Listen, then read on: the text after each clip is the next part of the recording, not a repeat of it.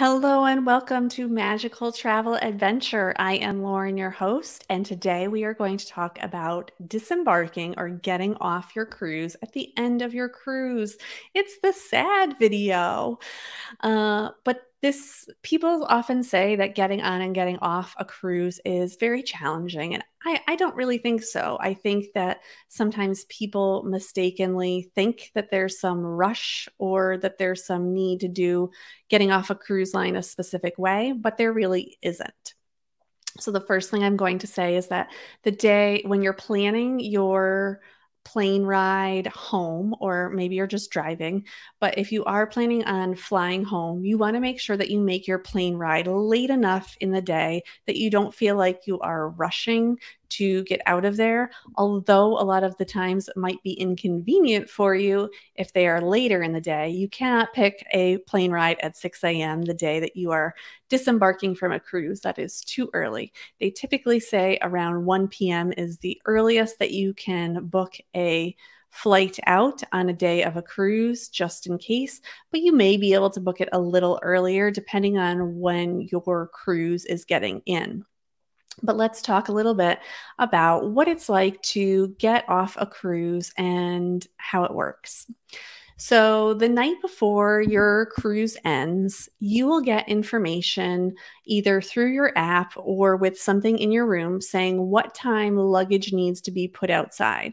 So, those larger pieces of luggage that you have in your room that you don't want to carry off yourself, they collect those the night before and they take them off for you. You will get a luggage tag that is typically brought in. If you've never been on a cruise before, you have a cabin steward, and they come typically twice a day, in the morning and in the evening. And in the evening, they often drop off things that are important for the next day, or just these luggage tags. So they'll drop off these luggage tags that you can put on whatever luggage you want taken off the next day. And they'll tell you, like, put it out by 10 p.m. tonight so that we can get it off the ship in time. So on those tags, it typically gives you like a number and a color, and those then will meet you off the ship at a certain time.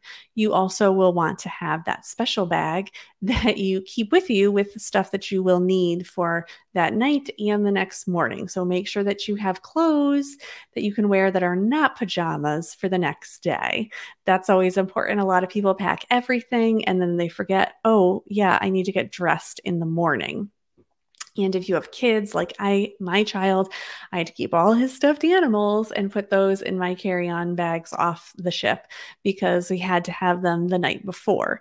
So make sure whatever it is that you need that needs to stay in the room stays in the room. And then you have that carry-on bag for when you get off.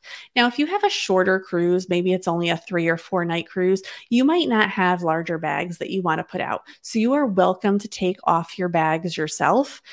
Just know that no one's going to help you, and the elevators might not be available for you, so that you might have to walk down the stairs with the luggage yourself.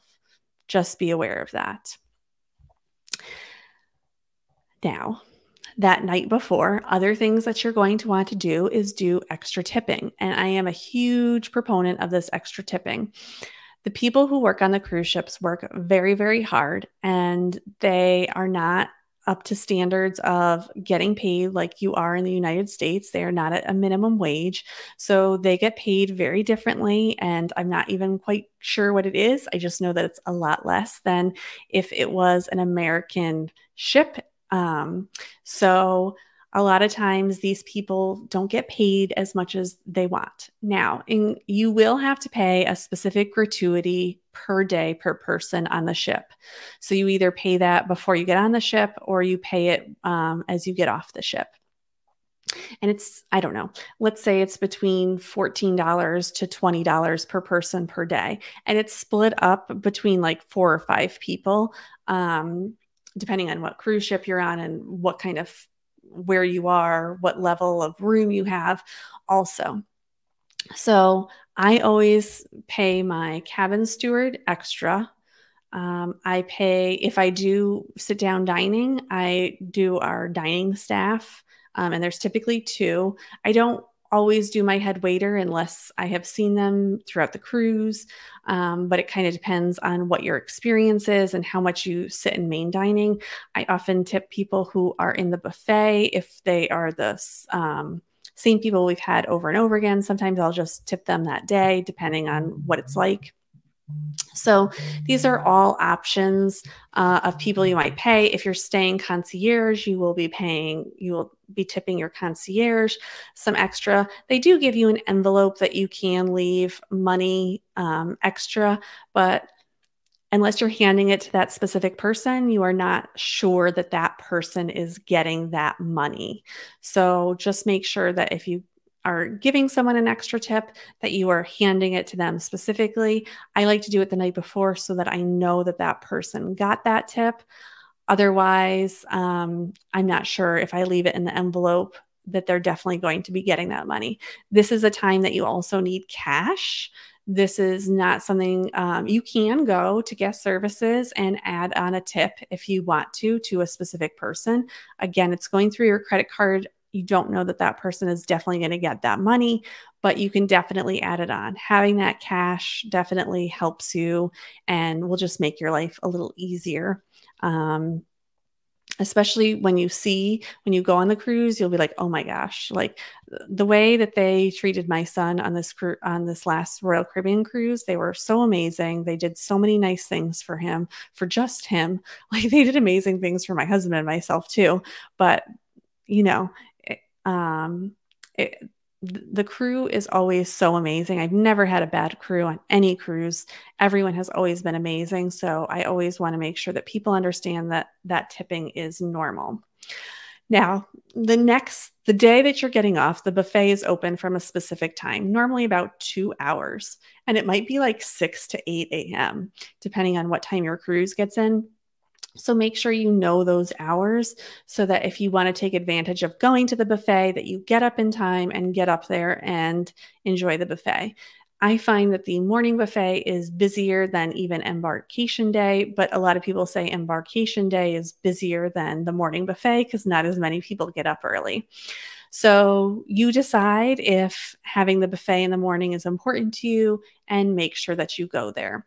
You don't have to go there. It's up to you. Sometimes some of the restaurants are open to certain guests, but oftentimes they all close by 8 o'clock because they have to get ready for the new group of people getting on.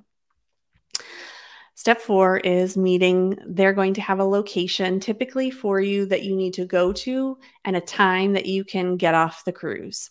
Now, you can go and meet at your location, or just at that time, you can just go and walk off the ship, or even a few minutes after that.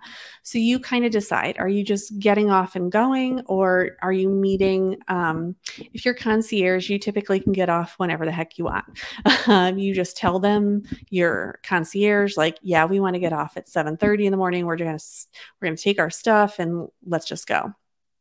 Otherwise, if you are staying in a balcony or inside or ocean view stateroom, they're going to give you a time and a location where you need to meet. I've always had to meet in the where they have shows at night. And so I meet there and then you walk off the ship with your stuff when you are announced.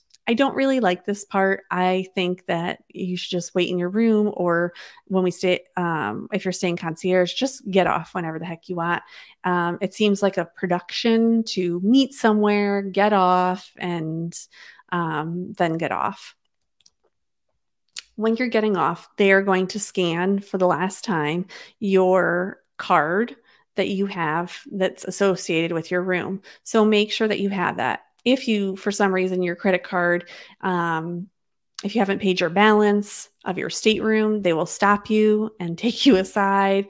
If for some reason, I don't know, you didn't upload a document that you needed to get off, that's something. You also will need in hand your customs form or your declaration form, depending on where you are. And this is kind of the hard part. You scan and you need your documents here. So you need your passport or your license, and you need your declaration form all filled out, ready to go. although you don't need it at this part, but they sometimes ask for it depending on the different cruises. But you do need that key to your stateroom, so don't leave it in your stateroom, or have it available on your app so you can scan out on your app. Now, when you get off the ship, the first thing is you collect your bags. Now, there might be porters there that you can tip to pay and get your bags. And how it kind of works is, if you look, there's like a number 22 here. In this aisle are all bags from 22. That was what we were just recently on. And you can find your bags and collect them and then move on to the next part. Now, the thing is if you have a porter, they have to come with you the whole way. And porters aren't always available all the time. And sometimes it's hard to find them. So just understand that it's not always easy and you might need to collect your bags yourself. So if you have a lot of bags, you want to look for some person or sometimes they have those carts that you can use to get your luggage out. Then you're going to go through some sort of customs or some sort of claiming, you have to claim and declare your declaration form. Now, this line looks ridiculous. This was our line. And I was like, oh my gosh, we're going to be here forever. We were here for like 2 minutes. If you're from the United States and most people are in the United States, then this is not going to take you that long. They're really just collecting your declaration forms. I don't even remember if they looked at our passports or not. So this part typically will move fast, although you're going to be like cattled into, here's customs, everyone, you go in this line, you go in this line, you go in this line.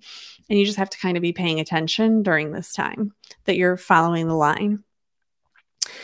Then from here is transportation. And this is the only time that I say that you really should hire transportation. If you got an Uber or a Lyft to the port, that's fine. But I would say leaving the port, you really need hired transportation, or you want to take the bus that is provided by the cruise line. But I really think that you should get your own transportation, private transportation.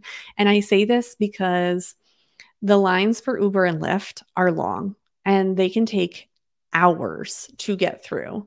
And I'm not lying. In Vancouver, it took people about 2 hours to get through the Uber Lyft cab line. So there were all 3 available. And they just could not keep up. There were 3 cruise lines. We were the last cruise line to get off for the day.